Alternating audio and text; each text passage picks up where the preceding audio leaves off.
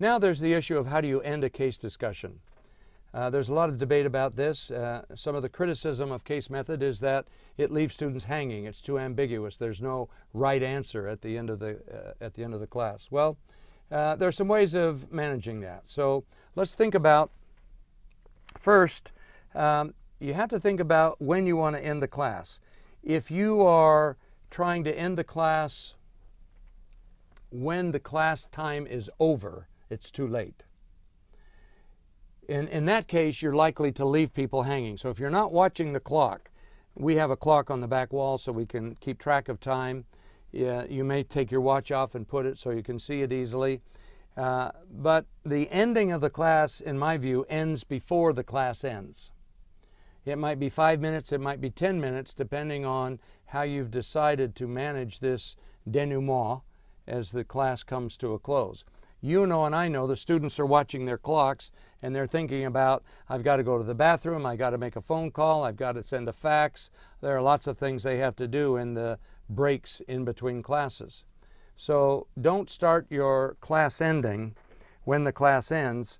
Put it up 5-10 minutes early. You also have to think about where this particular class comes in the module that you're teaching.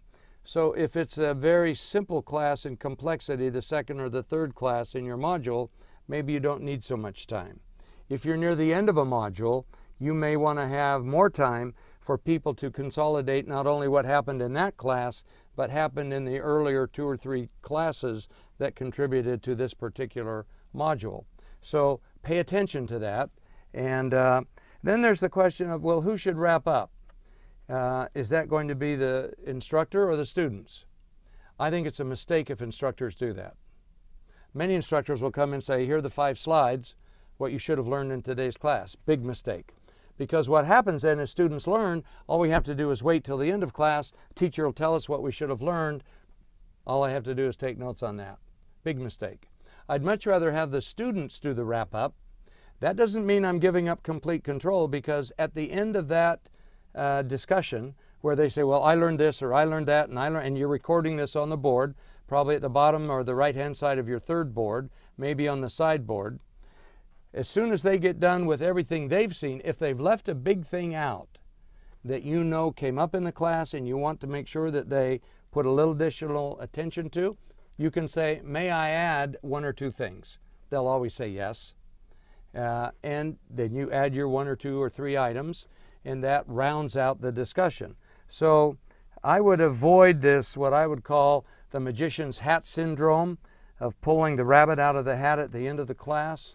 A colleague of mine uses an analogy of walking down the beach, and kids and people will pick up things on the beach, seashells and whatnot. So what seashells did you pick up in today's class? And then you might want to leave a minute, maybe 30 seconds, as a transition or a bridge to the next class. This is a way of signaling to people that, okay, now we're going to move either to a new module or we're going to move to the same kind of discussion but in a different context, at a larger scale, maybe an international setting where the same issues are going to apply, but how we handle them is going to have to be nuanced, and we're going to have to adjust some of the insights that we learned from today's class. So how you end a class is very important in case method. If you end it always hanging in midair, you're going to contribute to this notion that case method just doesn't know what it's doing. It's just a random discussion. If you always give the answers, it's just a short way of doing a lecture and not a very efficient lecture. So invite the students to summarize, fill in when you have to, leave enough time so they're not fidgeting and wanting to run out the door, so that your ending, just like a symphony, you have an overture and you have a reprise at the end. So your reprise is beautiful and it gives the students a sense of completion.